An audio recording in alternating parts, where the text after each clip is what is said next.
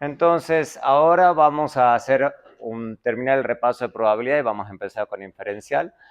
Una de las cosas que casi siempre la gente se olvida es el tema de que lo que uno está estudiando en una regresión, que es lo que vamos a estar estudiando todo el semestre, son distribuciones condicionales. ¿Qué son distribuciones condicionales? Lo que ustedes han visto, o sea, hay tres cosas que son importantes. O sea, lo que uno empieza siempre estudiando la función de densidad de una variable, que eso ya lo estuvimos repasando, que es una función de densidad de probabilidad. Ya sea la normal o acumulada, bueno, y puede haber un montón de posibilidades. Puede ser una función de distribución que sea así, que es como si fuera una normal, puede ser así, o puede tomar un montón de formas. Después uno estudia las conjuntas, porque esto respecto de una variable x. Entonces lo que uno está estudiando es la función de distribución de probabilidad f de x. Pero obviamente, en algún momento a uno le gusta estudiar x y y. Y lo que uno está estudiando es la función de distribución conjunta. ¿Ok? La sabanita. La sabanita. Entonces uno desea la función de distribución de x y y. La función de distribución conjunta. Ya lo que uno hace en un tercer paso, es lo que vamos a repasar rápidamente hoy, es la tercera parte, que es estudiar x y y, pero no, a uno ya no le interesa solo la conjunta, sino que lo que a uno le interesa ya es la condicional. La condicional es básicamente tomar esa sabanita, ya uno tiene x1, x2, x3, x4, y lo que uno está haciendo es cortar esa sábana. Recortar esa sábana. Cada recorte se ve como la función de distribución de y dado x. ¿Okay? Entonces son tres cosas diferentes, o sea, están interconectadas obviamente. Está la de x, la conjunta con y la de y, claro, la conjunta, pero la estamos cortando. Entonces la pregunta que uno se hace es cómo cambia f de y dado x a medida que x va cambiando. O sea, cómo van cambiando el comportamiento de esa función de distribución conjunta a medida que uno cambia los valores de x. Eso es lo que uno está haciendo con básicamente una regresión.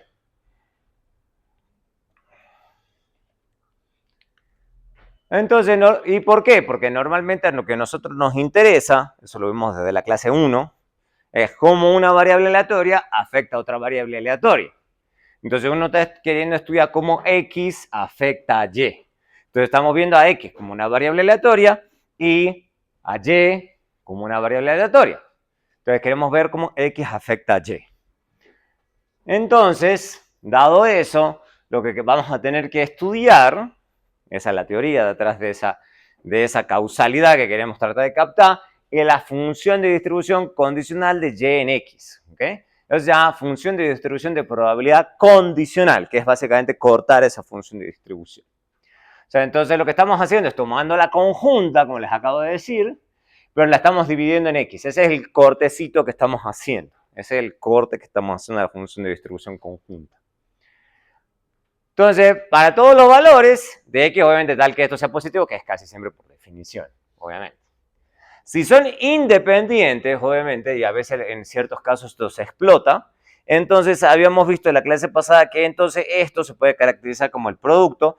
Entonces, si esto es el producto, entonces esto se simplifica con esto y nos queda la función de distribución de y. Eso, aunque parece una cosa simple, y dice, como obvio, nos está diciendo algo muy, muy importante. Nos está diciendo que si esto es cierto, que si son independientes, entonces esta función de distribución no depende de x. O sea, básicamente x no aporta información a la función de distribución de probabilidad. Entonces, en realidad no nos interesa x a la hora de querer explicar y. Eso es lo que está diciendo esa última expresión, para que la gente no se da cuenta. Entonces, básicamente, la función de x no aporta ninguna información a la distribución de y. Entonces, básicamente, si no importa los valores que tenga x, la función de distribución de y no cambia, entonces eso es señal de independencia. Si en cambio, al revés, si hay un cambio en la función de distribución de probabilidad de Y según los valores de X, entonces obviamente hay alguna señal de que no son al menos independientes. O sea, no sabe, la idea de la econometría es tratar de captar cuál es ese grado de interdependencia entre las dos variables, pero al menos si cambia, sabemos que hay alguna conexión entre esas variables. Lo difícil es tratar de ver cuál es la conexión. Entonces lo que estamos interesados es en algunas características de esa función de distribución, porque obviamente querer captar todo sería muy difícil, porque es lo que ustedes ya deberían haber estudiado antes. O sea, antes lo que han estudiado es que una función de distribución de probabilidad está caracterizada por muchos momentos. La esperanza, la varianza, la kurtosis, la asimetría, etcétera, etcétera, etcétera. Bueno, en econometría, digamos, típicamente estamos interesados solamente en alguna de esas, porque obviamente una función de distribución de probabilidad tiene muchas. Nos vamos a concentrar en tres, a los efectos de esta clase. Las medidas de tendencia central, las medidas de variabilidad y de asociación entre las dos variables. En general, el núcleo de econometría está concentrado en esas tres cosas. Porque son las que realmente a la gente le interesa. ¿Okay?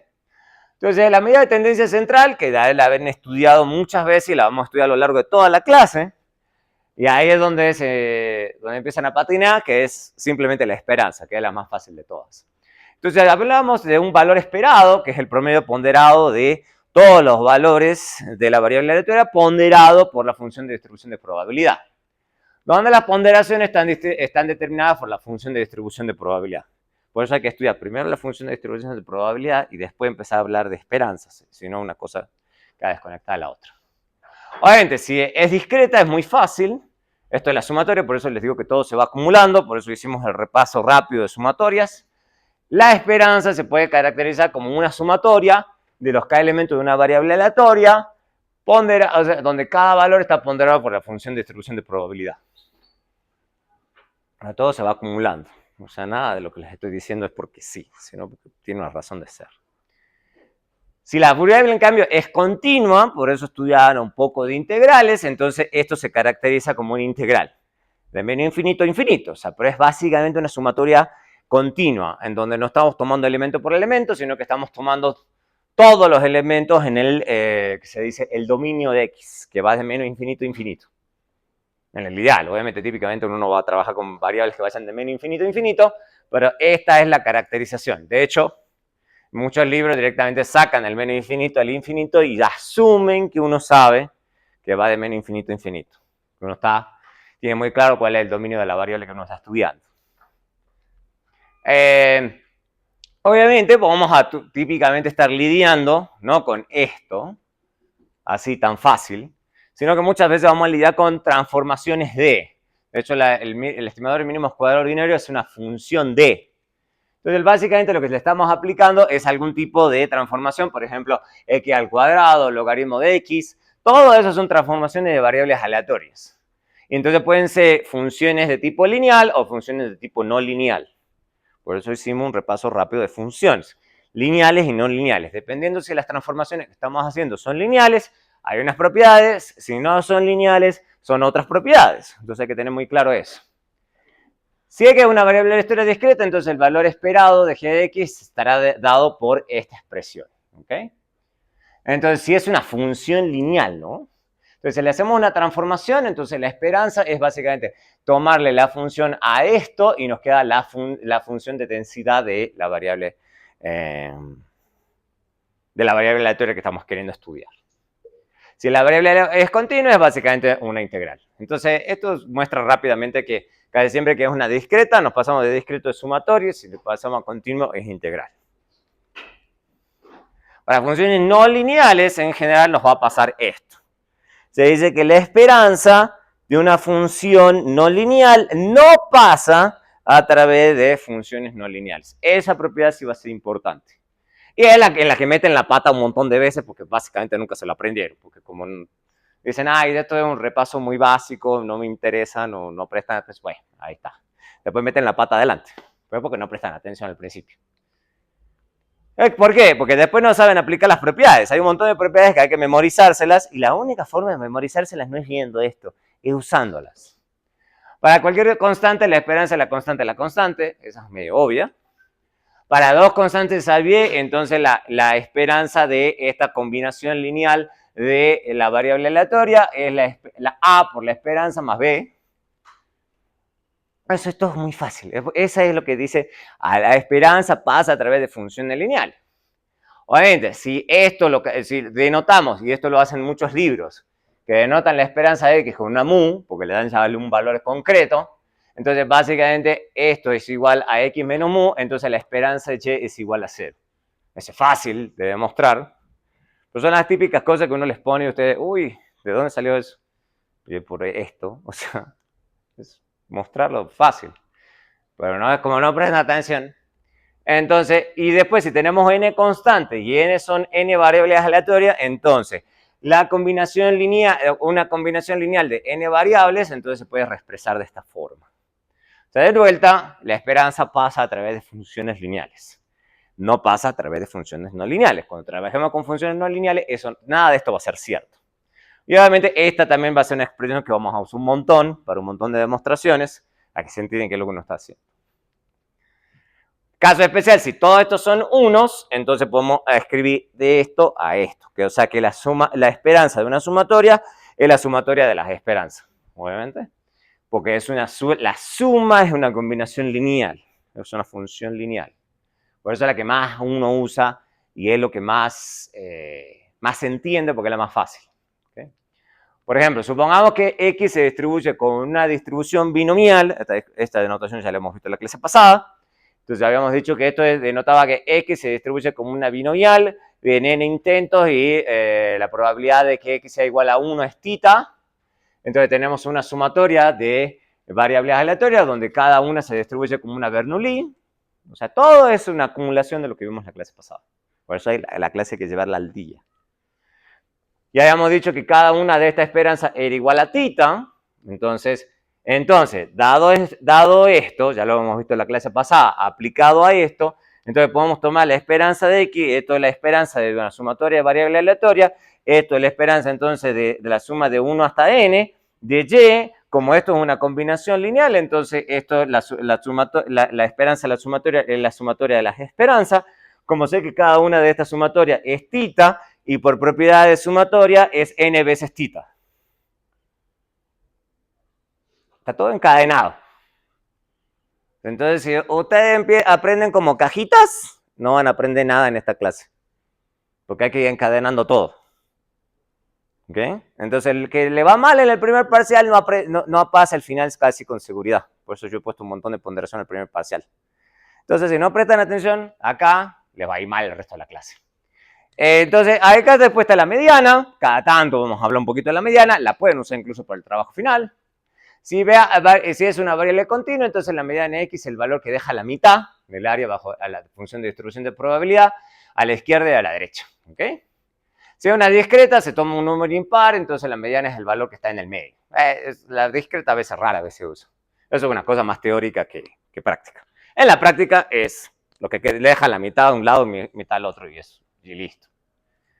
Entonces toma un par de valores, entonces la mediana. Entonces, en general, la mediana, que se denota con med o percentil 50 es lo mismo. Mediana y percentil 50 es lo mismo. ¿Ok? Y obviamente no es que la esperanza sea superior a la mediana o la mediana sea superior a la esperanza. O sea, en general, la literatura econométrica se ha enfocado en la esperanza, pero por ejemplo, la gente que le gusta mucho desigualdad, en la desigualdad se estudia mucho la mediana porque tiene unas propiedades interesantes. Lo que ocurre es que, por ejemplo, cuando uno quiere estudiar la esperanza, es más fácil trabajar con mínimos cuadrados. Si uno que se quiere pasar a mediana, y hay propiedades que dice eso, ahora le toca trabajar con el valor absoluto. Entonces, el valor absoluto es más complicado. Vamos a hablar de eso más adelante. El único caso donde ambas son iguales es si la función de distribución de probabilidad es simétrica. Eso tenía que ver con otro momento de la función de distribución de probabilidad que tiene que ver con la simetría, que era lo que también estudiaban, digamos. ¿Okay? Recuerden, esperanza, varianza, simetría, kurtosis, todos esos momentos, bueno, en esta clase es un poco más fácil porque hay que enfocarse en esperanza y varianza. Y de últimas correlaciones, obviamente.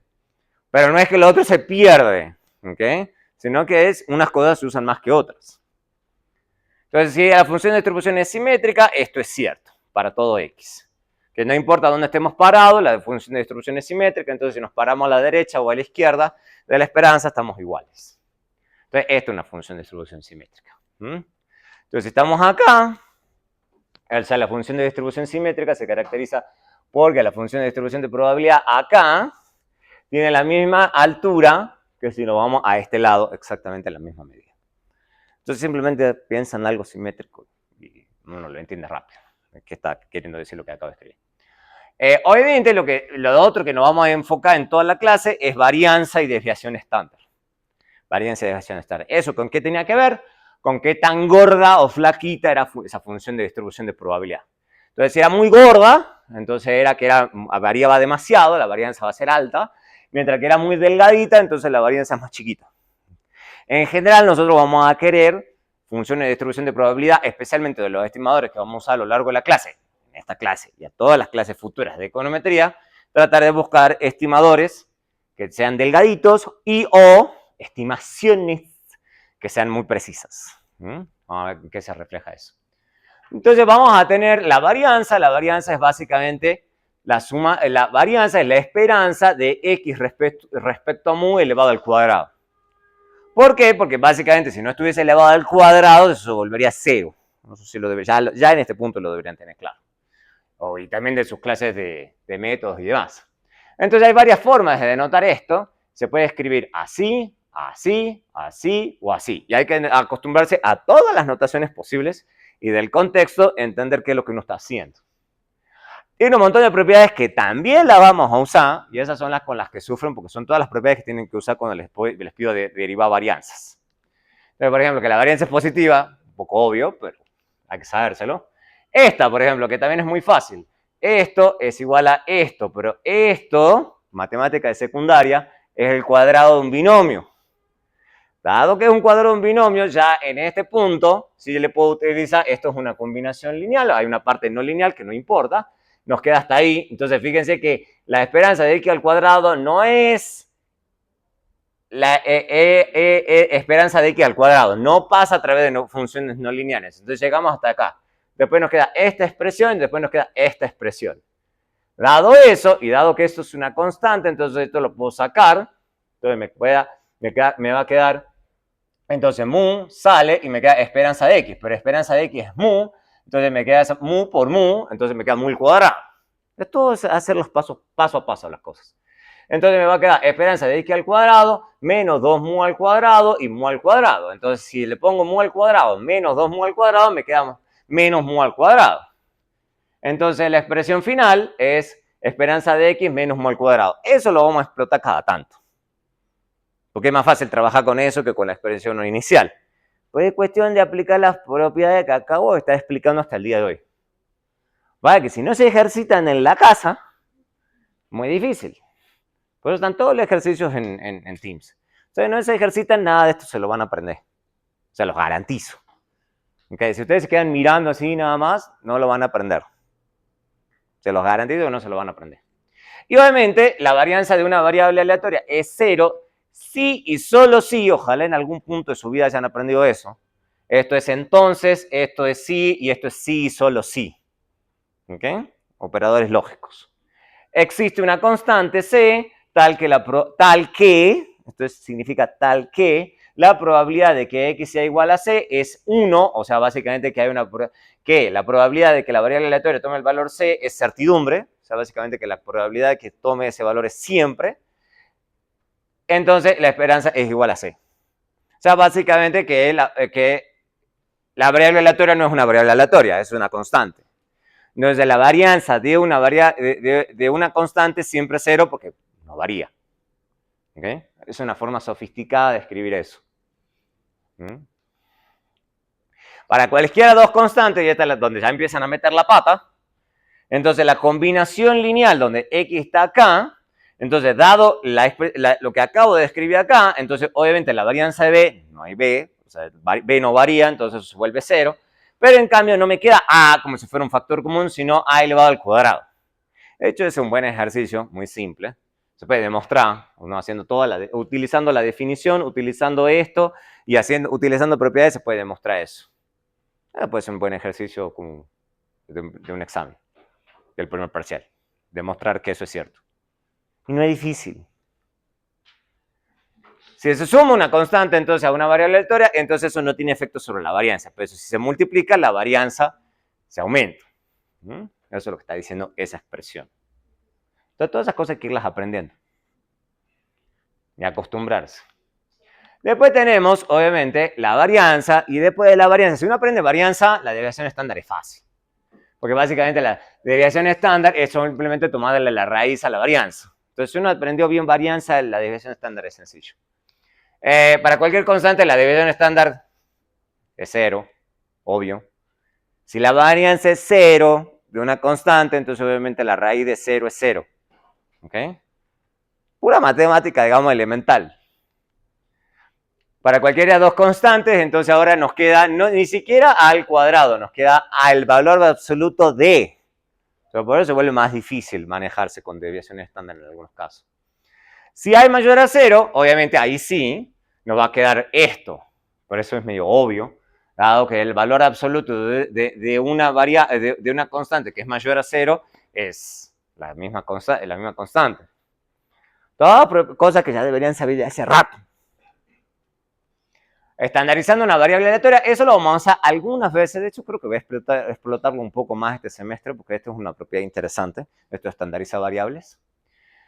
Básicamente es restarle la media y dividirla en la desviación estándar. Ahora se llama estandarizar una variable. Y en muchos casos se usa. En muchos casos se usa. Se utiliza mucho, ya lo voy a explicar más adelante en economía de la educación, pero se utiliza mucho para índices. ¿Okay? Cuando se arman muchos índices, la gente le tiene que estandarizar. ¿Por qué? Porque generalmente lo que a uno le interesa en un índice es desviación respecto de la media. Por eso la estandarización. Y se divide en la desviación estándar. ¿Por qué? Porque básicamente entonces la esperanza nos da 0 y la varianza nos da 1. Entonces es más amigable, digamos. Entonces por eso a la gente cuando arma índices le gusta esto, porque básicamente hace que el índice tenga un rango de valores amigables. ¿Okay? Entonces los índices normalmente no van a menos 8000 y hasta más 354. La gente le gusta que un índice tenga un rango de valores limitado. En este caso nos está diciendo que la esperanza es 0, entonces está centrado en 0 y la varianza es 1. Entonces es más amigable a la hora de quererlo estudiar. Se utiliza muchas veces en econometría porque facilita la interpretación de muchas estimaciones. En cambio, en muchos otros casos sí vamos a tener que estar prestando atención a las unidades de medida de Y y a las unidades de medida de X a la hora de hacer interpretaciones. Y es el primer obstáculo con el que se van a encontrar, si trabajan como corresponde en su trabajo de investigación, qué es Y, qué es X y cómo está medido cada uno. Si no entienden eso, el resto no sirve para nada. ¿Ok? Entonces, las conjuntas. ¿Ok? Entonces, las conjuntas tratan de estudiar cuál es la relación entre las variables aleatorias que estamos queriendo estudiar. Entonces, tenemos, por ejemplo, la famosa covarianza. Eso lo han estudiado hace mucho. Entonces, tenemos la esperanza de X, esperanza de Y. Entonces, la covarianza se define como la esperanza del producto entre estas dos cosas. Sencillo. Sencillito, sencillito. Eso lo aprendieron hace mucho. ¿Va? Que lo vamos a volver a retomar. Pero lo que mide, y eso es importante, mide la dependencia lineal entre dos variables aleatorias. Es lo único que está haciendo. La dependencia lineal entre dos variables aleatorias. Y ese punto es importante, ¿por qué? Porque ustedes pueden estar encontrando otro tipo de dependencia entre las variables, que sea no lineal. ¿Ok? Puede ser lineal o no lineal. Lo único que mide esto es la parte lineal. ¿Ok? Entonces, obviamente, si la relación lineal entre las dos es positiva, esto nos da positivo. Si es negativo, entonces nos da negativo. Entonces, esto es lo que nos está diciendo que si da positivo, nos dice que en promedio, cuando X está sobre su media, entonces Y también está sobre su media. Eso es lo único que está diciendo. Y si es menor a 0, nos está diciendo que cuando X está sobre la media, entonces Y está por debajo de su media. Sencillo. O sea, no estamos diciendo nada más. Y no me voy a meter a perder un montón de tiempo en esto. Es simplemente para que se lo recuerden. Tiene un montón de propiedades que las vamos a usar a lo largo de la clase. Esta, pam, pam, pam, pam, pam, pam, pam, pam. Lo vamos a usar algunas veces cuando usemos covarianzas. También está esta expresión, la esperanza de X es 0, y esto es 0, entonces la covarianza entre X y Y es igual al producto de las esperanzas. Eso también se usa mucho. Porque hay veces, un montón de veces que es como covarianza. Ah, bueno, pero entonces esto es igual a esto.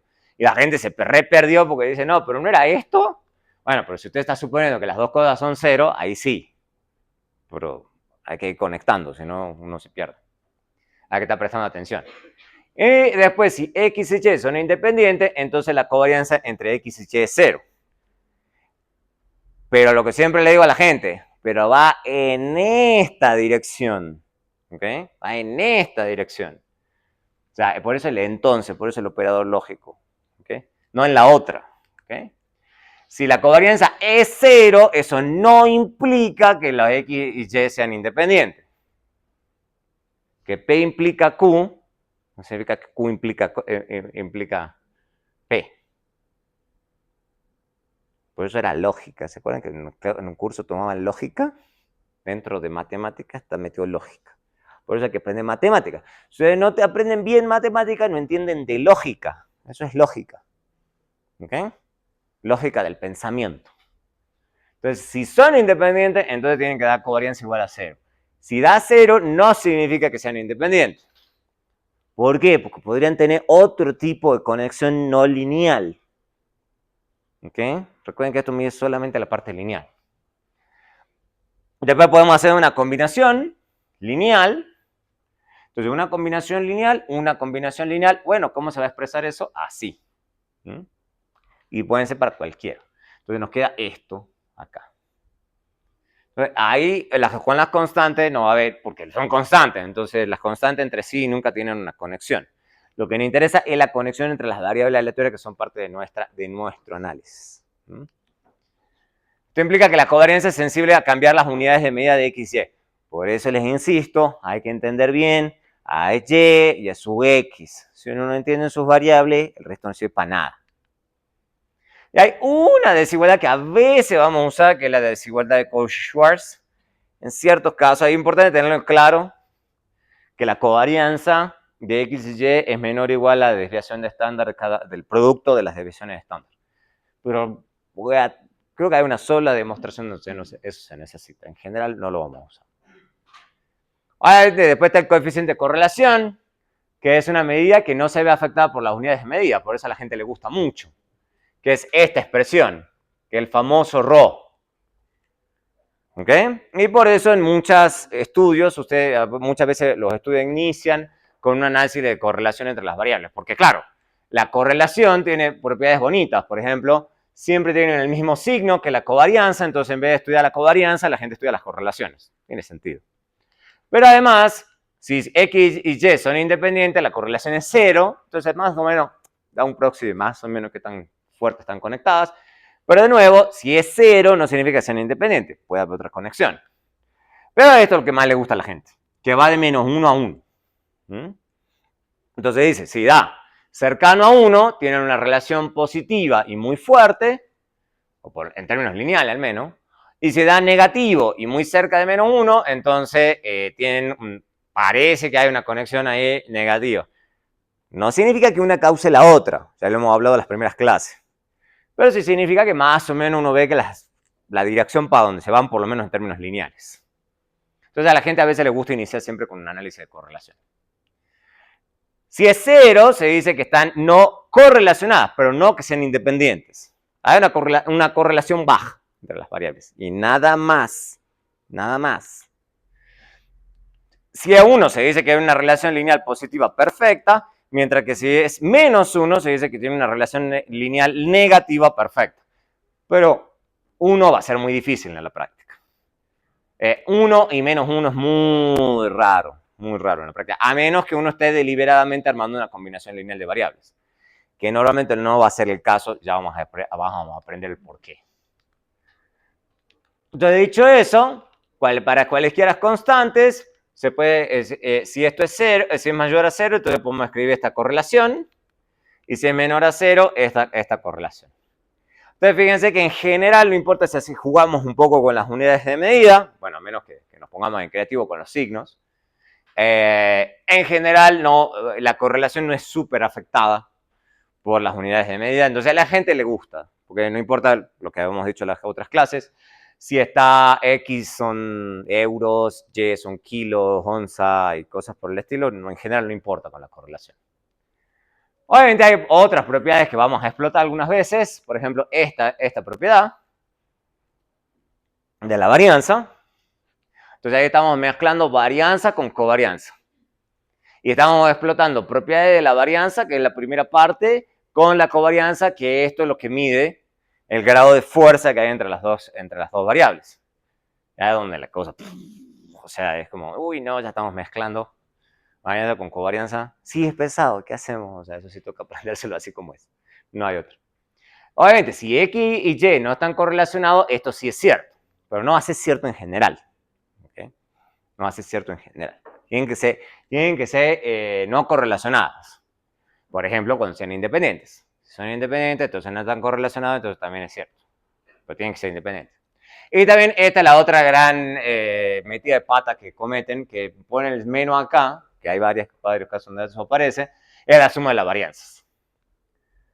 Eso, si aprenden bien las propiedades de varianza, es obvio, ¿ok? Pero ahí es donde siempre, ay no, profe, pero no era la resta de varianzas, no, es suma de. Es simplemente porque tienen que sacar el menos 1 y elevado al cuadrado, no es complicado. Pues porque hay que ejercitarse en la casa, si no uno no lo aprende. Obviamente, y después tenemos un conjunto de variables aleatorias, n variables aleatorias no correlacionadas, ¿ok? Entonces, eso implica que la covarianza entre todas esas es 0, y si tenemos un conjunto de variables no correlacionadas entre ellas, entonces podemos escribir esto. Pero tienen que ser variables aleatorias no correlacionadas entre ellas. ¿Mm? Entonces ahí se puede escribir toda esta cosa. Y obviamente, esto se reescribe normalmente con sumatorias, esto es lo que uno está escribiendo, y si además estoy poniendo a igual a 1 para todo, entonces sí puedo escribir eso. Porque tiene que ser un conjunto de n variables no correlacionadas entre ellas, y además que cada una de las constantes sea unos, para poder escribir esto que está al final. Para que la gente quiera saltarse olímpicamente todo. Y no. La única forma en la que uno llega a eso es porque si todas esas cosas que están antes se están cumpliendo. De haber aprendido todo lo que empezó a hablar el día de hoy. Si no, ahí patinan feo. Feo, feo. Y después están las esperanzas condicionales. Esto es lo que realmente vamos a usar también mucho para muchas demostraciones, especialmente en el ensejamiento. Ahí siempre les pido ensejamiento y ahí es donde usan esperanzas condicionales. Entonces, si no aprenden esperanzas condicionales, no saben hacer las demostraciones. Entonces, lo más que a uno le interesa es expresar la variable aleatoria y en términos de la x. ¿Ok?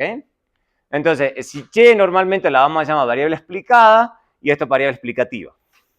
Eso va a ser lo usual a lo largo de toda la clase y en general en toda la econometría.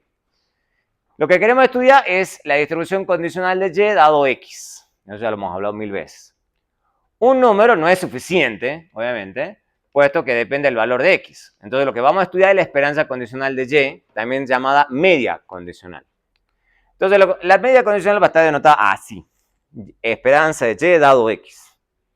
O sea, básicamente de esa cosa que estamos cortando, ¿ok? Y eso es lo que vamos a estudiar en una regresión simple. Básicamente lo que estamos haciendo es de esa cosa grande, x, esto es x, y esto es y. Lo que estamos estudiando es de esta sabanita, estamos cortándola acá,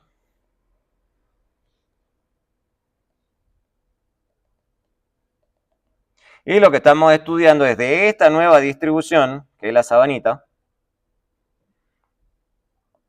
Voy a poner con otro colorcito para que se vea bien. O sea, lo que estamos tomándole es a esta función de distribución, su esperanza, y supongamos que esto es x, para que sea corto esto, x2 y x3. Entonces, esto es la esperanza de y dado x3, por ejemplo. Y después vamos a tener esta otra. Entonces acá vamos a estar sacando la esperanza de y dado x2. Y esta otra, la esperanza de y dado x1. ¿Okay? Entonces, eso es lo que estamos queriendo estudiar. ¿Cómo muta la esperanza de esas cortecitos de la función de distribución conjunta a medida que vamos cambiando los valores de x? Lo que nos está interesando entonces es ver si eso cambia o no cambia. Si cambia, entonces hay alguna conexión entre x y y. Si no cambia, no hay tenemos evidencia por lo menos de que no parece haber una conexión. Entonces eso va a ser lo primero que vamos a estudiar en una regresión simple. Estamos estudiando la función de distribución conjunta. Pero estamos tomando una parte de esa función de distribución conjunta. Propiedades de esto. Entonces, si z es una función de x, donde f es una función cualquiera, entonces la esperanza, ahí sí, la esperanza es condicional en x, entonces pasa a través de de cualquier función. ¿Ok? Pero acá no hay la esperanza general. Entonces es un buen ejercicio de examen también. Vamos a darle con esperanzas condicionales y esperanzas no condicionales. Entonces ahí hay ya diferencias. Si hay dos constantes, por ejemplo, y tengo una variable aleatoria y, entonces yo puedo tener acá una a por una función de la variable aleatoria x multiplicado por y b por una función también cualquiera. Entonces yo puedo pasar la esperanza condicional a través de todo. ¿Ok? A través de todo. Con excepción de y en x, obviamente. Es la única que queda ahí. Pues el resto es fácil. El resto es fácil. Si x y y son independientes, entonces esto no importa. Esto viene de la propiedad que ya habíamos visto al principio de la clase. Básicamente, no importa qué información yo tenga de x, la esperanza de y no cambia. ¿Por qué? Porque si son independientes, entonces toda la función de distribución de probabilidad tiene que ser la misma. Entre eso, la esperanza. Entonces tiene que ser lo mismo. La esperanza, la varianza, la kurtosis, esto, bla, bla, bla, bla. Todos los momentos. Todos los momentos tienen que ser iguales. Porque se supone que la función de distribución probabilidad entera no cambia según los valores de x. Entonces, si u y x, por ejemplo, son variables independientes, entonces, y la esperanza de u es 0, entonces se puede escribir que la esperanza de u dado de x es igual a 0. Eso lo vamos a explotar también. La ley de expectativas iteradas, esto es rara vez, en esta clase al menos, no lo vamos a usar mucho. En otra clase avanzada sí se usa un montón. No, la ley de expectativas iteradas. Acá lo menciono nada más para que lo sepan. Que la esperanza no condicional de esperanzas condicionales igual a la esperanza inicial. Eso se puede, y se usa en ciertos casos. Se usa esa expresión, igual que esto. Son todas aplicaciones de ley de expectativas iteradas. ¿Ok? Y obviamente, si esto es cierto, entonces la covarianza entre las variables tiene que ser cierto. Y hay gente que usa eso al revés. Si esto es cierto en esta dirección, ¿ok? Entonces, si esto es diferente a 0, esto no puede ser cierto. ¿Ok? Porque si P implica Q, entonces no Q implica no P. ¿Ok? De vuelta, lógica. ¿Ok? Para que hagamos un repaso rápido de lógica, por si no se acuerda.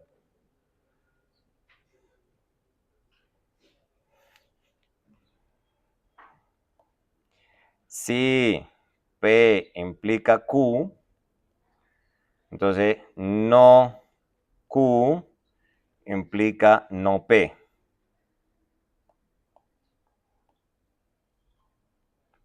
¿Ok? Y además, si esto es cierto, no necesariamente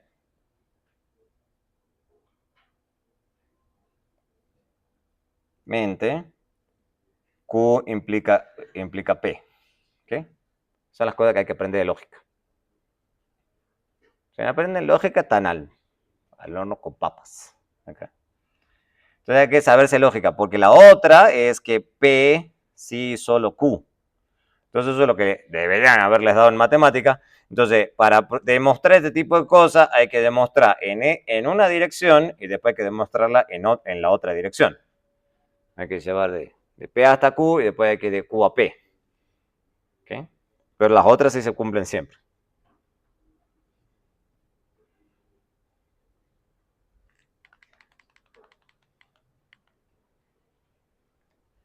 Listo. ¿Qué propiedades también vamos a sacar? Por ejemplo, lo que le acabo de decir. Entonces, si esto es 0, entonces eso no implica que esto sea cierto, si es 0. Si es diferente a 0, entonces eso implica que esto no es igual a esto. ¿Ok? Si UI, que son variables aleatorias, tal que esto es cierto y esto es cierto, entonces no están correlacionadas. Y si esto es cierto, para alguna función, ¿ok? Entonces se puede escribir esta expresión. Esto es un enredo. Yo creo que esto lo deberías acá. Parece que hay cosas que son innecesarias, pero es para alguien que sea muy curioso y que le encante la econometría esa teórica. Este tipo de cosas sí son importantes tenerlas en cuenta. Pero en ese caso no lo vamos a usar tanto. Ahora lo último que vamos a ver de este repasito de funciones de distribución de probabilidad, de variables aleatorias. Esto es un repaso de probabilidad en realidad. La distribución normal, que es a la que más seguramente les taladraron el cerebro en otras clases, pero tiene su razón de ser, ¿ok? Rápidamente.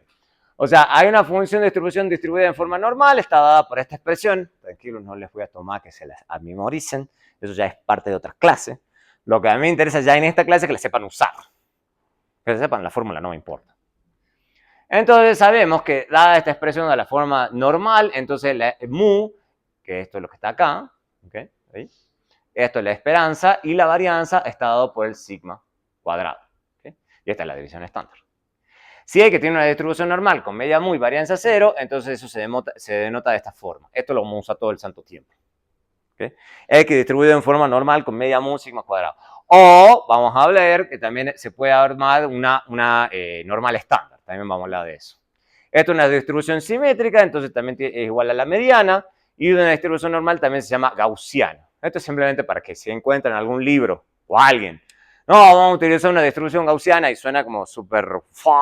Esa es la normal que aprendieron hace rato. No están diciendo nada del otro mundo. Si hay una variable aleatoria, y de log de x tiene una distribución también normal. Entonces se dice que y tiene una distribución log normal.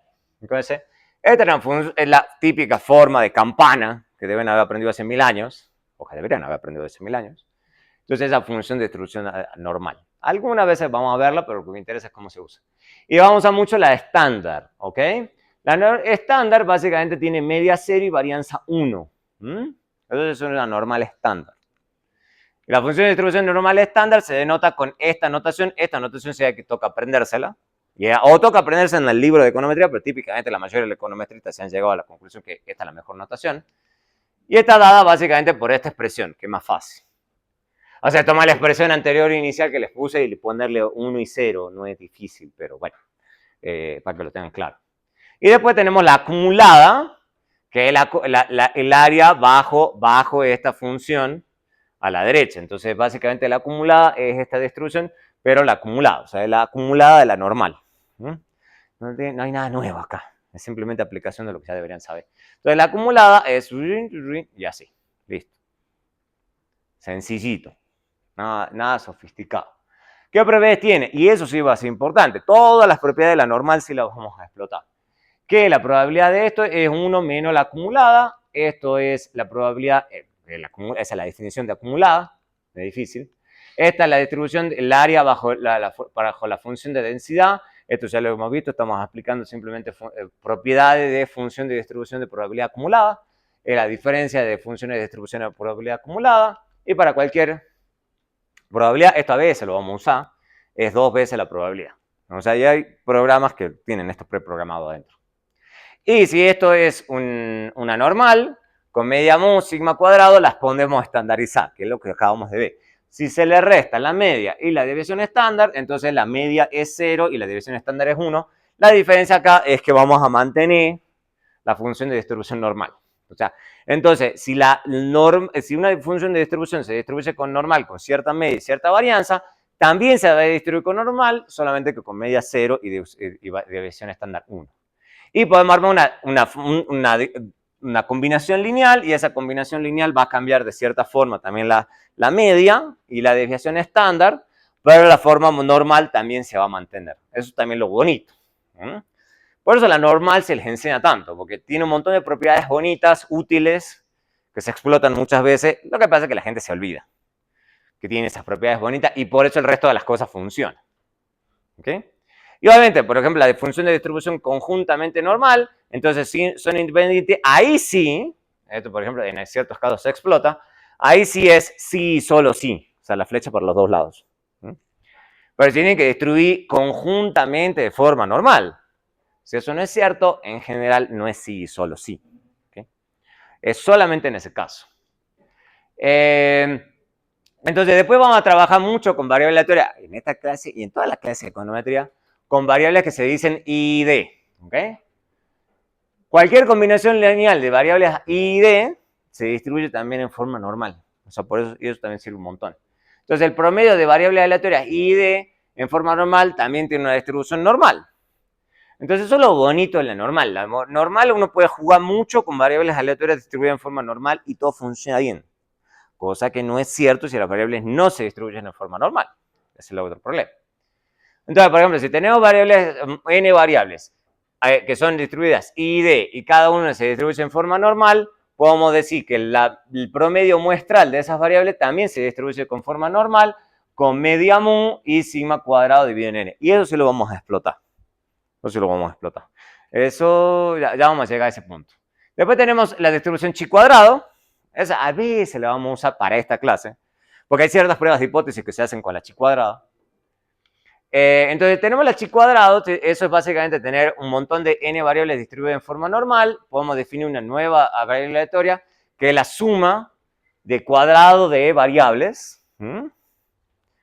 Entonces, si hacemos eso, eso tiene una distribución que se dice chi cuadrado con n grados de libertad. Esa es una función de distribución que muchas veces se usa. No lo vamos a usar tanto en esta clase, pero sí en muchas otras sí la van a necesitar. ¿Okay? Entonces es importante tenerla presente a la chi cuadrado. Entonces, y eso se denota como x se distribuye con una chi cuadrado con n grados de libertad. Ese simbolito no es una x. Fíjense que tiene un pirulín acá, acá abajo. Entonces, ojo que no es una x. No, ojo que no es una x. Eso se llama chi. Es una letra, creo, del alfabeto griego. Y el otro, esas propiedades no nos va a interesar tanto, de la esperanza es n, y de esto es 2n. Los grados de libertad es el número de términos que tiene la suma. Es siempre mayor a 0 por construcción. Y es no simétrica, eso es importante. O sea, esta no es como la normal. Entonces, fíjense que ya cuando se salen de la normal empiezan a tener cosas más raras. Entonces, esto tiene una función de distribución así, así, así. Entonces, la chi cuadrado tiene unas distribuciones bien diferentes. Bien diferentes. Entonces, no siempre van a lidiar con la normal. Hay que aprenderse las otras también. Por ejemplo, la distribución T. Esta sí la vamos a usar un montón. Pero un montón. Un montón, un montón, un montón, un montón. ¿Qué es la distribución T? Es una variable aleatoria, ¿ok? Que tiene, o sea, tenemos Z, que es una variable aleatoria con distribución normal, y X con una chi cuadrado. Si X, y además son independientes, entonces esta distribución, esta que está acá, esta es normal, entonces, esta es normal, y esto que está acá abajo, esta X tiene distribución chi cuadrado. Esa es la definición de una variable T. La distribución de T sí es importante. Eso se llama una distribución, esta variable aleatoria tiene una distribución T con n grados de libertad. O sea que eso se denota con esto. Esa sí la vamos a usar un montón. En esta clase y a futuro también, porque vamos a hacer pruebas de hipótesis con eso. Entonces tiene esperanza 0 y varianza n dividido en n-2. La función de distribución tiene una forma similar a normal, pero con unas colas un poquito más gordas. A medida que los grados de libertad se vuelven grandes, la distribución T tiende a la distribución normal estándar. Entonces, por eso, esa es otra razón por la cual la gente se enfoca tanto con la normal. Uno puede hacer, entonces, inferencia tanto con la T, cuando sean unas muestras chiquitas, pero cuando la muestra sea suficientemente grande, se usa la normal. Otra razón para aprender a usar bien la normal. Por ejemplo, los grados de libertad entonces empieza con colas gorditas, digamos la T, pero a medida que vamos teniendo una muestra más grande, las colas se van adelgazando y vamos teniendo cada vez una cosa que se asemeja más a la normal. Entonces podemos pasar de la T a la normal. Y después la última que vamos a usar un montón es la distribución F. Eso también vamos a usarla un montón. La F tiene una definición un poco fea, no vamos a negar eso. Pero es básicamente tomar dos variables que tengan distribución chi cuadrado y además independientes, entonces se puede definir una F de esta forma. X1 dividido en los grados de libertad de X1 dividido en X2 por los grados de la X2. ¿Okay? Porque esos son los grados de libertad que tiene cada una de estas distribuciones. Entonces la F también se va a usar en esta clase. Entonces tiene una distribución F con lo que se dice K1, K2 grado de libertad, que K1 es lo que está en el numerador acá dividiendo a X, y el K2 lo que está dividiendo al denominador acá a X2. Eso se denota con F se distribuye con K1, K2 grados de libertad. También lo vamos a usar mucho. Grado del numerador, del denominador, y se distribuye así. Es un poquito parecido al chi cuadrado normal. O sea, tiene una distribución asimétrica y siempre positivo. Asimétrica y siempre positivo. Bien, hasta ahí llegamos en términos de función de distribución de probabilidad. Todo lo que acabo de hablar, todo. Por eso cuando me preguntan qué va al examen, todo va al examen. Todo. Todo. Porque después me andan preguntando el día del repaso, ¿qué va al examen? Todo. De lo que dije en primera clase hasta lo que diga hasta el día anterior en la clase, va todo. No anden preguntando después qué va. Va todo. ¿Por qué? Porque se van dando cuenta que no puede ir una cosa y no ir la otra. Va todo. ¿Ok? Por ejemplo, cuando hablamos de toda la inferencia, esto es un repaso de inferencias muy rápido. No estoy haciendo una clase de inferencia. Cuando ustedes ya estudiaban poblaciones, parámetro y muestreo aleatorio. Entonces, hablaban de hacer inferencia estadística. ¿Qué es hacer inferencia estadística? Aprender algo sobre esa población en base a los datos que tenemos. Porque eso es lo que ustedes tienen. Ustedes no tienen la población, ustedes tienen datos.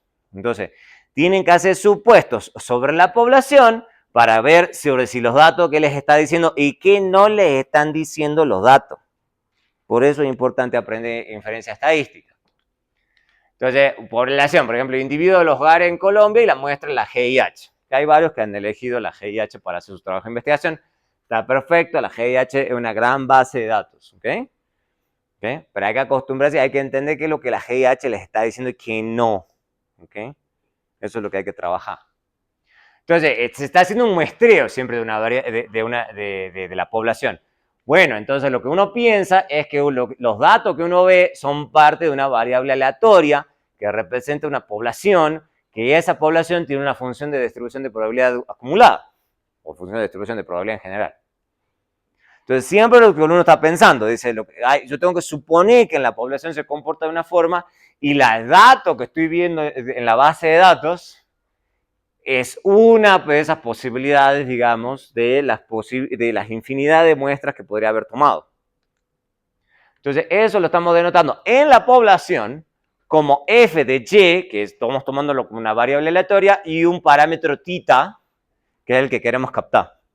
Tita podría ser cualquier cosa, ya vamos a hablar de eso. Es algún parámetro que depende de la función de distribución de probabilidad, que es el que queremos tratar de estimar. Entonces, eso es sin el sombrero. Por eso la gente, yo les bajo en los exámenes, les bajo nota, porque no ponen los sombreritos. Me dice, ay, pues es lo mismo, profe. No es lo mismo, porque si no tienes sombrero es población. No es lo mismo. O sea, no es lo mismo.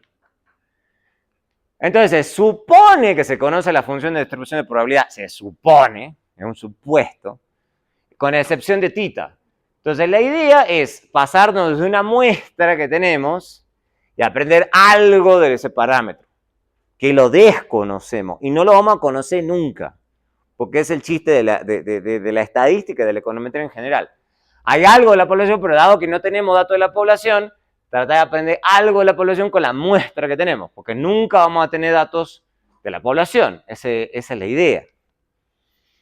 Entonces, si tenemos una muestra aleatoria, entonces la caracterización de esa variable aleatoria, entonces de los datos que tenemos, estos son los datos que tenemos, deberían verse como variables aleatorias independientes. ¿Por qué? Porque la muestra es aleatoria. Se supone que cada uno de estos datos que tengo, este dato es independiente de este dato y este dato es independiente de este dato. Si la muestra es aleatoria, si la muestra no es aleatoria, me toca modelar la no aleatoriedad. Y a los efectos de esta clase, no nos vamos a meter en ese lío. Pero para que tengan claro por qué todo lo que están haciendo funciona bien. Si cualquier pieza del rompecabezas lo cambian, todo el resto no funciona. De eso se trata las econometrías más avanzadas. ¿Qué pasa cuando las cosas no funcionan tan bien? ¿Okay?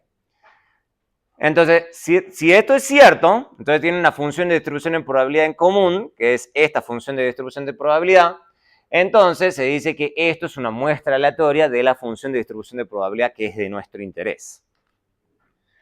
Cuando es una muestra de función de probabilidad, entonces se dice que es una variable aleatoria idéntica a independientemente distribuida, y de con distribución de probabilidad f, y, tita.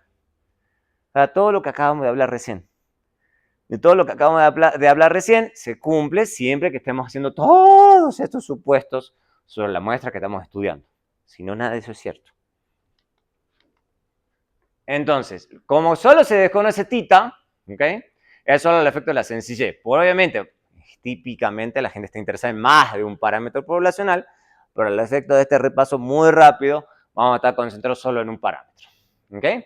Por ejemplo, podemos suponer que esto tiene una función de distribución normal, media mu y sigma cuadrado, entonces normalmente vamos a querer estimar mu y sigma cuadrado.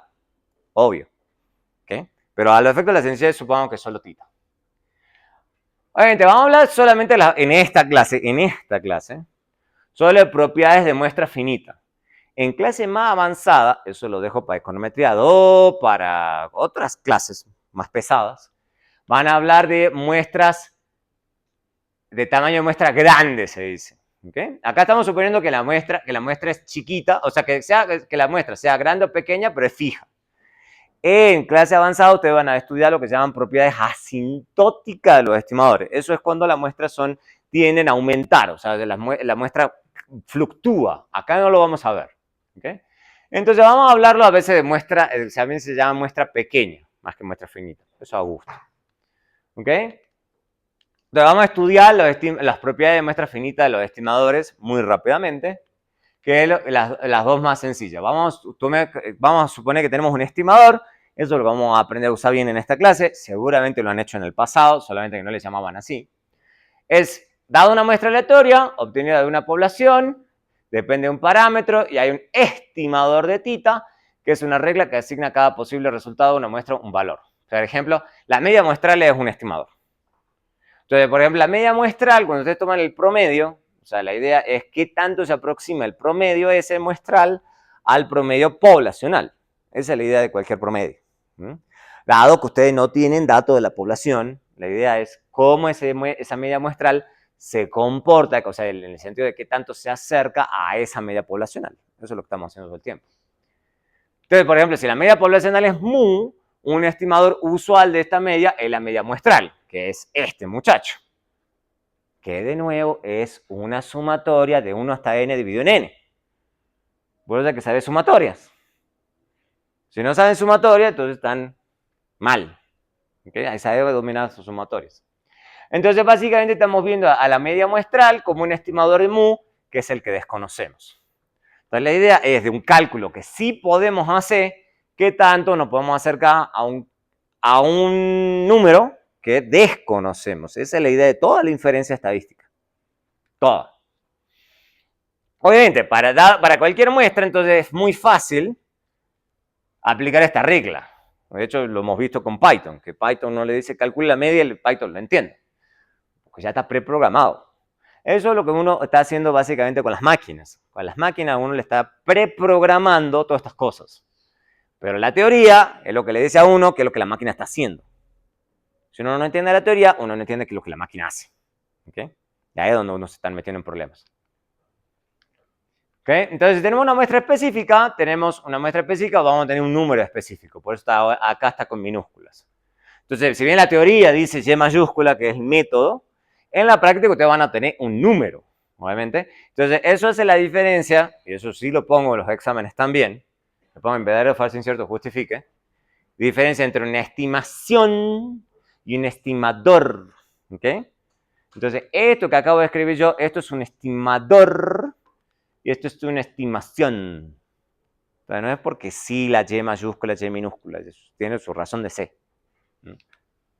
Vamos rápidamente, por ejemplo, una reproducción muy rápida con Python. Muy rápida con Python. Esto es una simulación con Python. Un ejemplo de econometría y o economía computacional.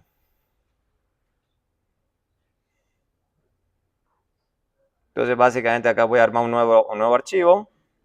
Le voy a decir que sea un Python.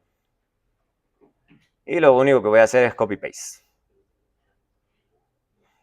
Y les voy a explicar qué está haciendo esas diferentes partes del código.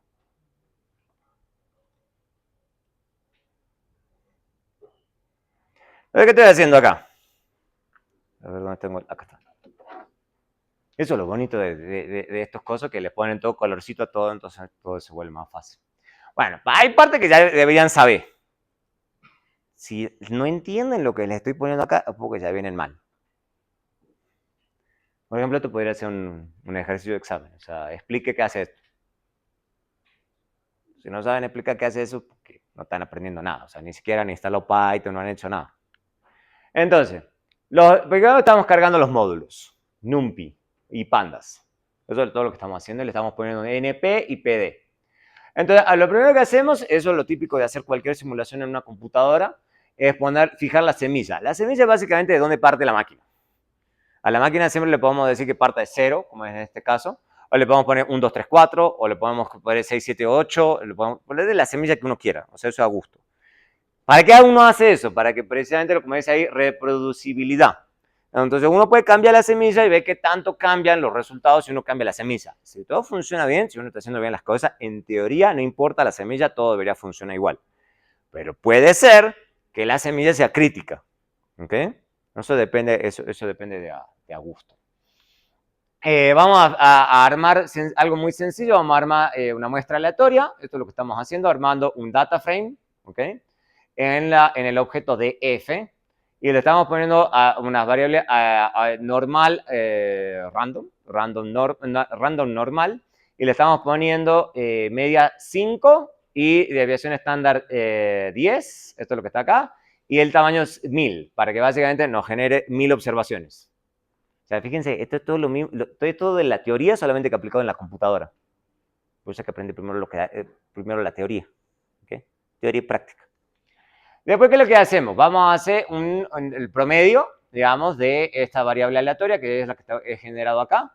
O sea, le estoy diciendo simplemente que me la abra, lo voy a correr enseguida, simplemente para que entiendan que cuando yo les diga, profe, no entiendo qué es explicar qué es lo que hace el código, explicar el código es eso, qué hace cada comando.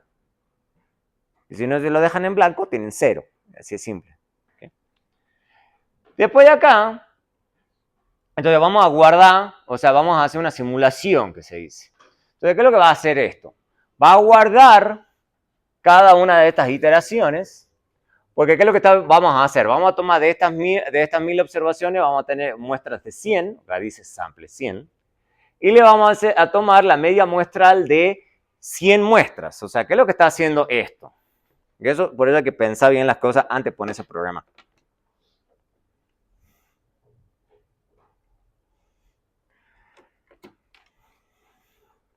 Esto lo que está haciendo es inventándose básicamente 1000 observaciones. ¿Ok? De una variable aleatoria que se va a distribuir con forma normal, con media 5 y desviación estándar 10. Bueno, sí. Esto de la varianza sería 100%, sería para que sea desviación estándar. Y lo que está haciendo lo que está haciendo la máquina es tomar muestras de tamaño 100. O sea, muestras aleatorias de una población de 1000. Eso es lo que está haciendo. Y a cada uno, entonces yo sé que puedo sacar, porque estoy haciendo la simulación, puedo sacar mu, que es la media muestral de la población. Pero lo que a mí me interesa estudiar en este caso es ver cómo la media muestral, o sea, X barrita, se aproxima, qué tanto se acerca a mu. Eso es lo que estoy queriendo estudiar. Con una simulación. Entonces, ¿una simulación para qué? Para estudiar las propiedades finitas del estimador, que es la media muestral. Es lo mismo que deberían haber aprendido hace 1000 años, pero lo estoy haciendo con la computadora. ¿Okay? De hecho, hay muchos libros que trabajan así, que le dicen a ustedes, bueno, esta es la muestra teórica, bueno, y ahora lo hagamos con la máquina. Esto es una demostración, pero básicamente con la máquina, con simulaciones. Eso es lo que estoy haciendo acá. No es difícil. Lo estoy haciendo 100 muestras y la estoy guardando acá. Las estoy guardando en este objeto de fbackup y le estoy haciendo copias. Y después vuelvo a correrlo. Hago que lo haga 1000 veces a eso. ¿Sí? ¿Dónde está el que? Bueno, pero lo está corriendo acá y está corriendo acá. ¿Okay? Y después lo vuelvo a correr. Lo puedo correr a todo esto.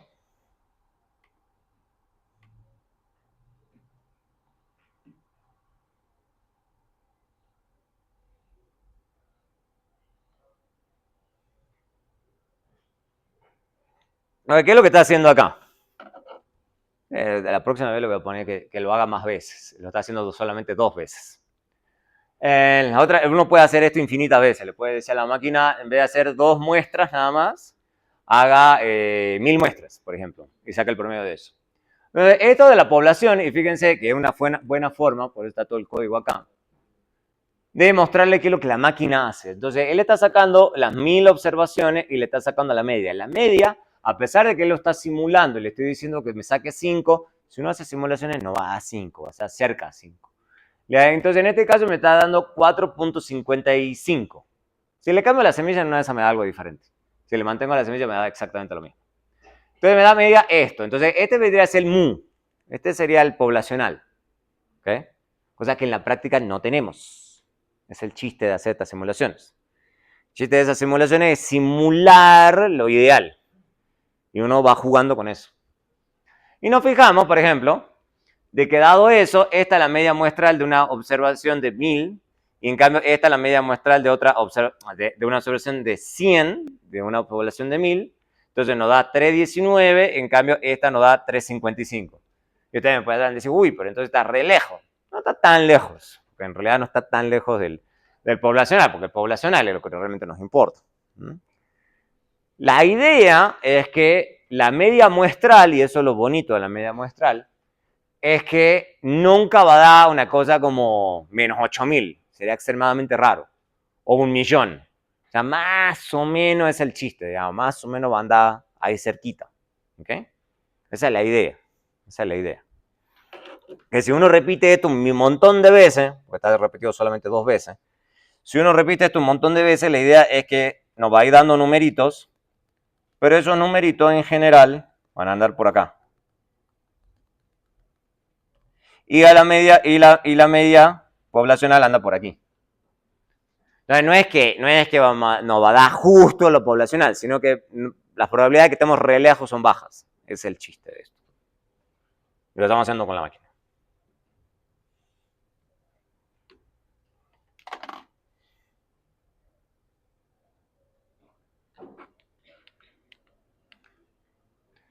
Entonces, esa es la definición de un estimador. O sea, la definición de estimador no es que nos dé justo el parámetro poblacional, no es la idea. La idea es que se acerca lo más posible al parámetro que nos interesa. Es una regla que le estamos aplicando a los datos. La media muestral es un ejemplo de eso. Pero podríamos inventarnos un montón de estimadores. En esta clase vamos a ver unos cuantos. Y la econometría, por ejemplo, se divide en 2 ramas. La gente que es aplicada, que toma estimadores que la gente ya inventó y los usa uno para su propia investigación. Pues después está la econometría teórica, que es la gente que anda inventando esos estimadores. O sea, son la gente que anda diseñando nuevas cosas, digamos, porque qué sé yo, porque los estimadores viejos a ellos les resulta insuficiente. Esa es la idea. Entonces la idea es que hay alguna función, y lo que le digo, la gente aplicada usa ya esas funciones que ya se inventaron, y la gente teórica inventa nuevas funciones.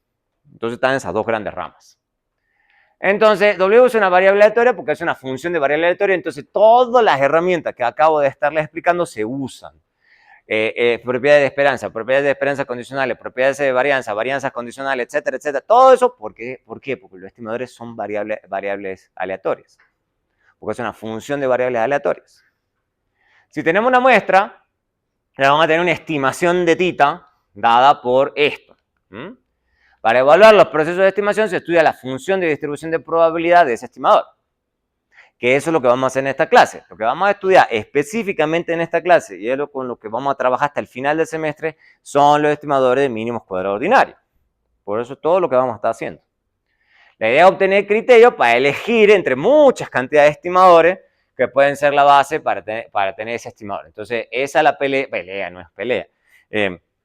Entre gente teórica, que cada gente teórica dice, bueno, mi estimador es mejor que los otros por tal y tal razón. Tiene que haber criterios.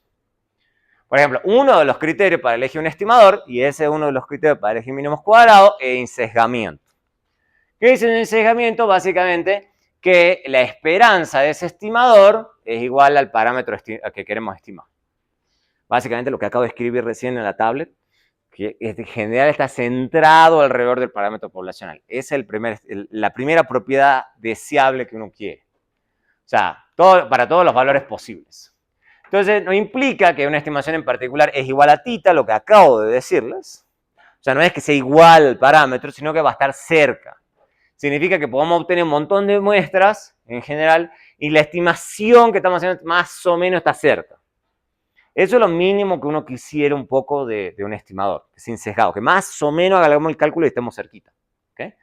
Sesgo es básicamente que no es lo mismo, que la esperanza es diferente al parámetro y esto es diferente a cero. Esa es la principal preocupación que todo el mundo tiene, que tengamos estimaciones sesgadas. Sesgada significa que esto no es cierto.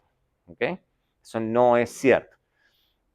¿Se puede calcular el sesgo? Pregunta de examen. ¿Se puede calcular el sesgo? ¿Sí o no? ¿Y por qué? Porque por eso son los puntos que yo les pongo. Y verdadero, falso, incierto, justifique. No es adivinar, es argumentar. Porque ese es el problema. Se han acostumbrado, por lo menos hasta esta clase que ya me he dado cuenta. Adivinan. Sí, no. Adivinan. Pero no tienen ni idea. ¿Sí o no? ¿Y por qué? No es adivinar.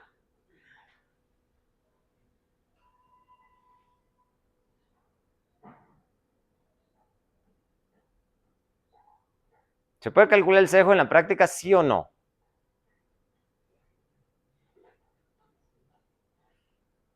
¿Quién dice que sí? ¿Quién dice que no? Y argumente.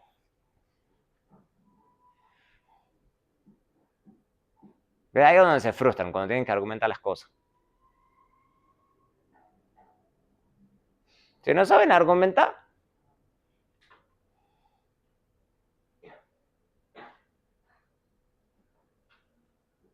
¿quién dice que sí? ¿Quién dice que no?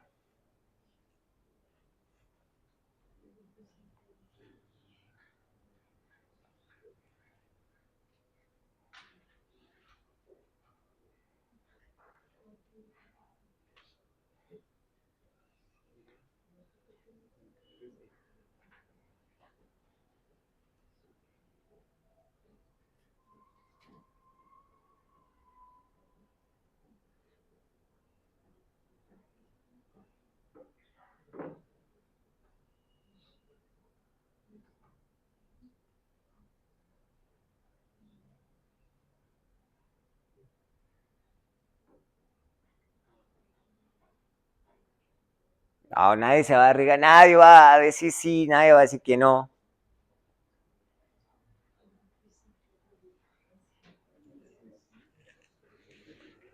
Ok, si es sí, ¿por qué sí?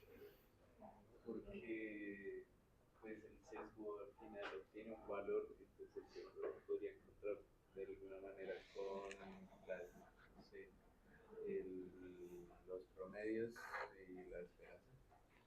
Ok, pero ahí es donde está el lío. O sea, porque la esperanza podrías en una de esas sacar el promedio, por ejemplo. Pero ¿y el tita?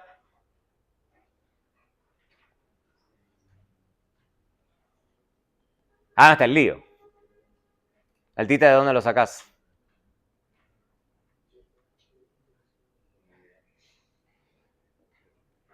Ahí está el problema. Entonces, eso va a ser importante y vamos a ir insistiendo a lo largo de la clase. El problema es esto. Que esto lo ven acá y lo ve uno en el libro y lo ve uno en cualquier lado. Pero no lo puedes tener.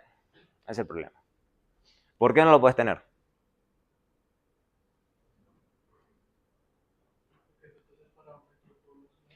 Porque es el parámetro poblacional. ¿Y podemos obtener los parámetros poblacionales? No. Ese es el problema. Entonces, podemos hablar en la teoría. En la teoría está todo perfecto. Y de hecho, en la teoría todo funciona fantástico, maravilloso. El tema es cuando vamos a la práctica. ¿Ok? Entonces siempre tienen que tener en cuenta las dos cosas, la teoría y la práctica, porque en la práctica uno tiene como marco de referencia la teoría. Es el santo grial, ¿ok? Entonces bien, hay que estar pensando en ese tipo de cosas todo el tiempo. ¿Qué tanto se acerca a lo que uno está haciendo?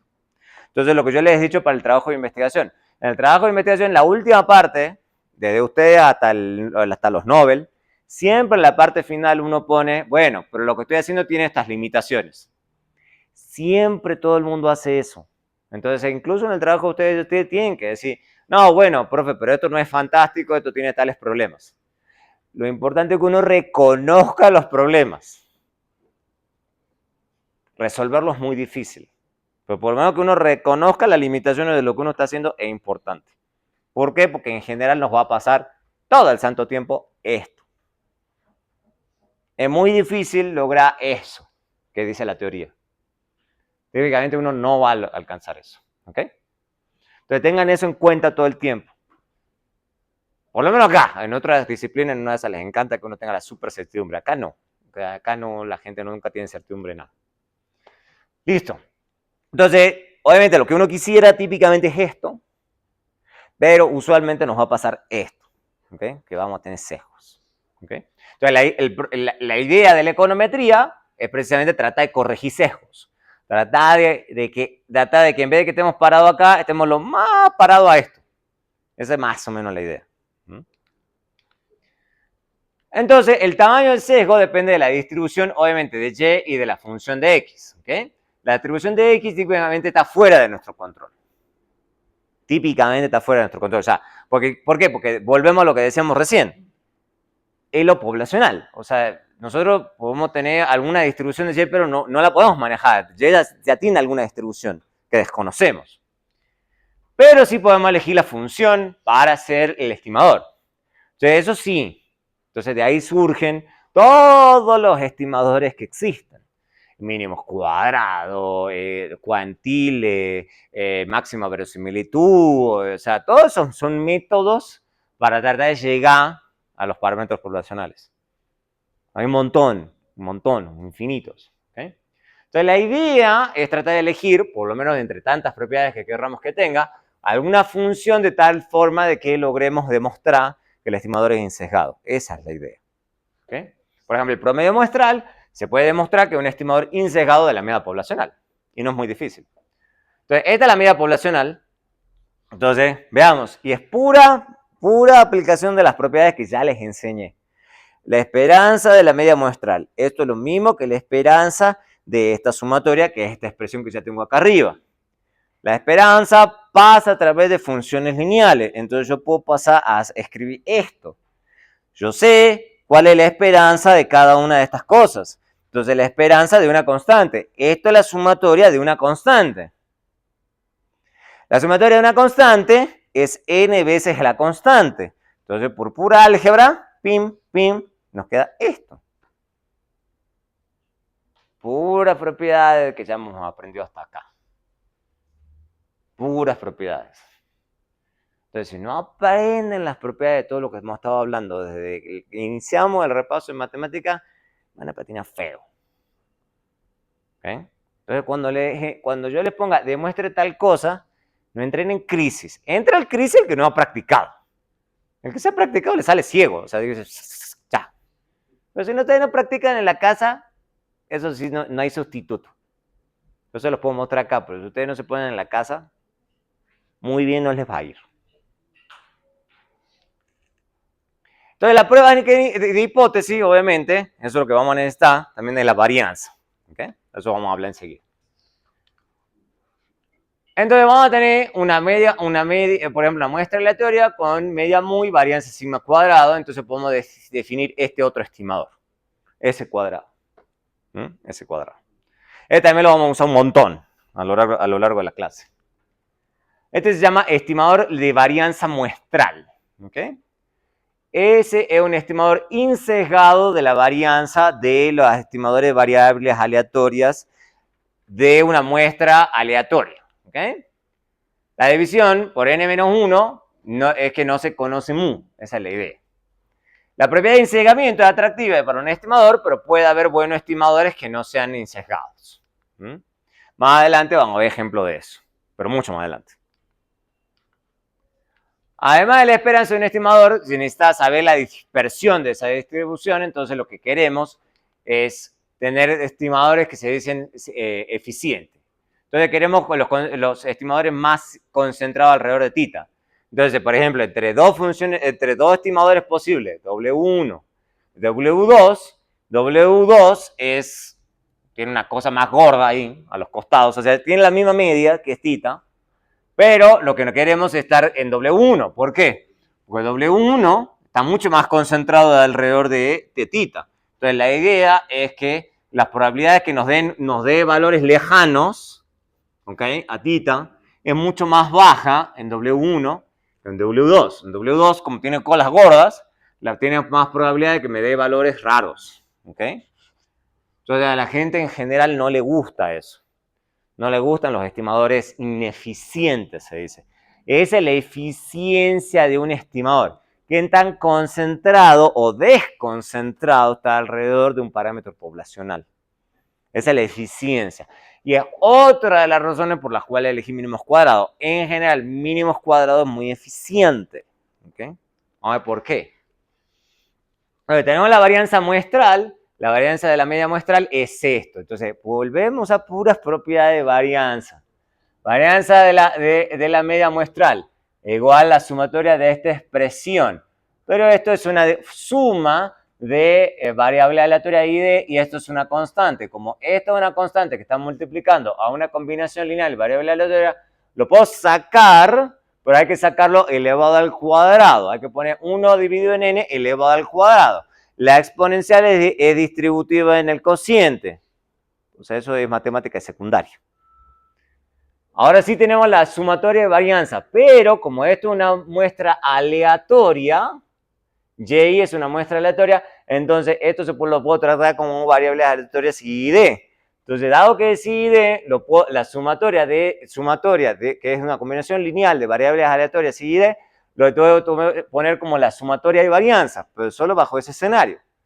Tengo esto, y dado que yo sé que la varianza de cada una de estas variables es sigma cuadrado, entonces la sumatoria es sigma cuadrado acá. Dado esto es la sumatoria de una constante n veces, entonces es n veces sigma cuadrado. Se simplifica esto con esto y me queda sigma cuadrado dividido en n. Toda aplicación de las propiedades que ya hemos visto hasta aquí. Todo encadenadito. Y hay que sabérselo a todas.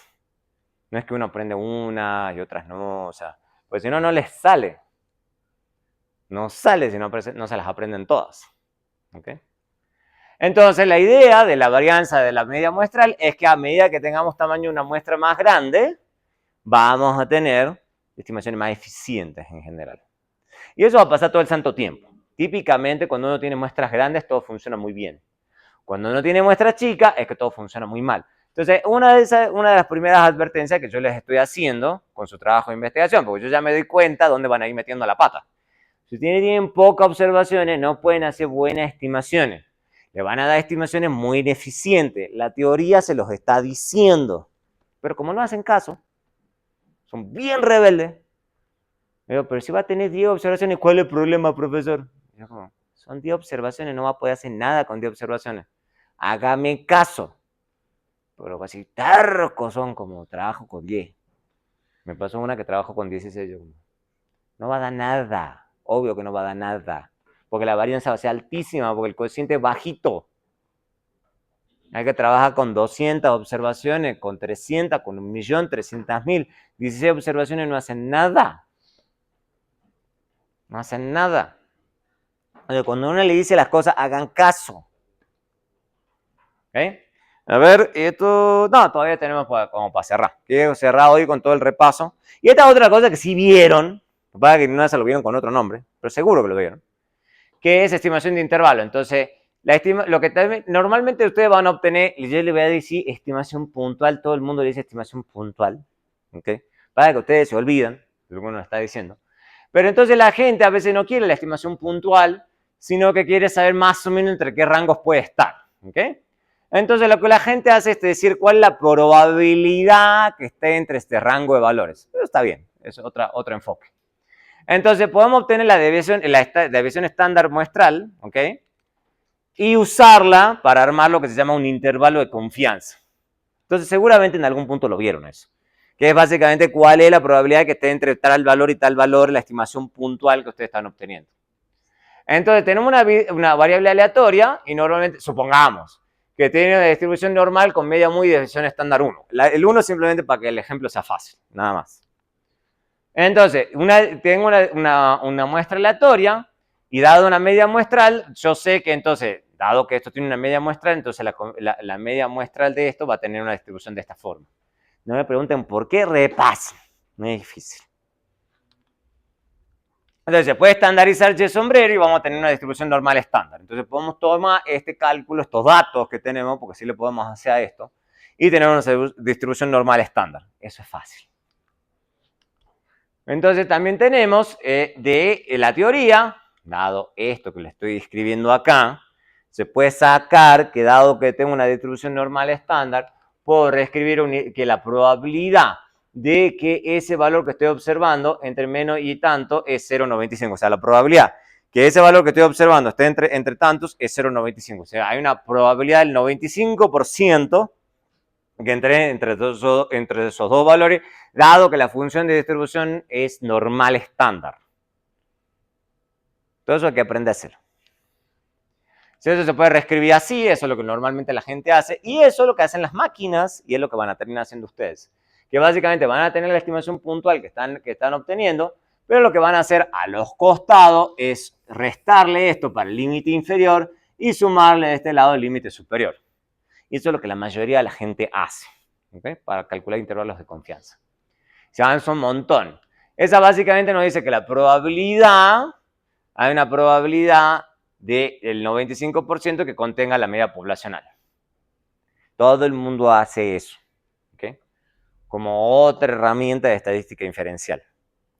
¿Vieron en algún punto intervalo de confianza? Lo tienen que haber visto, digamos, estoy seguro, ¿okay? A los intervalos de confianza, eso no es difícil. Esto nos permite construir un intervalo estimado para mu, usando la media muestral y la desviación estándar, usando eso. No es difícil. ¿Okay? Eso se llama intervalo de confianza del 95%. ¿Pueden armar intervalo de confianza del 90%? Sí. Del 99% también. ¿Okay? O sea, también se juega un poquito con eso. Eso a gusto. Pero el estándar, el rule of thumb, como le dicen, el 95%. El grueso de la gente trabaja con 95%. Y es lo que la gente no, de los economistas al menos. ¿Okay?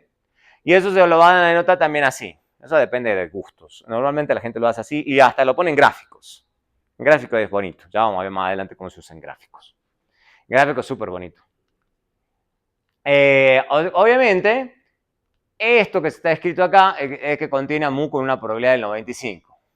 Eso se llama estimador de intervalo. Hay toda una literatura, si a ustedes les interesa, la gente muy curiosa, que se dedican a hacer estimaciones de intervalo. Yo no soy el gran convencido, pues ya obtener estimaciones puntuales buenas es difícil. Intervalos es todavía más difícil. Pero yo entiendo el espíritu. El espíritu trata de que el rango, en vez de que sea así, y uno toma menos una posición de cuál es el valor. Lo que pasa es que en la práctica la gente sí necesita un valor, no necesita un intervalo de valores. Pero bueno, eso a gusto. Obviamente, si sacamos el 95% de todas las muestras, la idea es que el intervalo en el 95% de esa muestra va a contener mu. Obviamente, si la distribución es normal, todo es muy bonito, se ha escrito eso. Entonces, usualmente no se conoce sigma cuadrado, entonces se le saca la desviación estándar muestral y se reemplaza sigma con esto, digamos. Esa es la única diferencia. Obviamente, no se puede garantizar con el 95% de confianza, dado que depende de la muestra, entonces se usa la distribución T. Está bien, o sea, son sutilezas. Porque esto se distribuye, esto que tengo acá, que es lo que hacemos en la práctica, tiene una distribución T. Entonces se puede armar también un intervalo de confianza con la distribución T en vez de con una distribución normal. Está bien, o sea, es una variante nada más. Entonces, se podía sacar, eso no es tan importante. Entonces lo sacamos de la distribución T a esos valores críticos. Entonces, típicamente uno haría una cosa como esta. ¿okay? Utilizando valores críticos de la T, pero cuando tengo una muestra suficientemente grande, uno se pasa a la normal. Entonces, es la misma. No es el fin del mundo. Entonces, típicamente la máquina haría algo así. O sea, utilizaría la estimación en vez de sigma, porque el sigma nunca lo tengo. Lo mismo que pasa con tita. Sutilezas. Entonces, típicamente lo que hace la máquina en realidad es esto, en vez de hacer lo otro, porque no puede, porque no tiene. En cambio, si yo sí puedo calcular S, puedo sacar la raíz de N, que es la muestra, y los C los saco de las distribuciones teóricas. Y esto lo estoy calculando en la muestra. Entonces, esto sí se puede hacer en la práctica. Lo otro no, lo otro viene de la teoría. Entonces, tiene diferentes grados de libertad y niveles de confianza. Como les digo, ustedes pueden elegir el nivel de confianza que quieran. Pueden elegir 95, que es lo normal, 90, 99, eso a gusto. Entonces, normalmente uno escribe algo como esto, que es sacado de una función de distribución, porque ustedes pueden elegir C, acá es al 95, pues pueden elegir el que ustedes quieran. ¿Okay? Ya sea el 95, como le digo, 99, el que a uno más le guste. Y obviamente la gente también lo reescribe de esta forma. Son formas de escribir lo mismo, no es difícil. Y obviamente, como les digo, cuando esto tiende a ser grande, entonces normalmente la gente hace este intervalo de confianza. Porque tiende a 1,96, 1,96 está muy cerca de 2.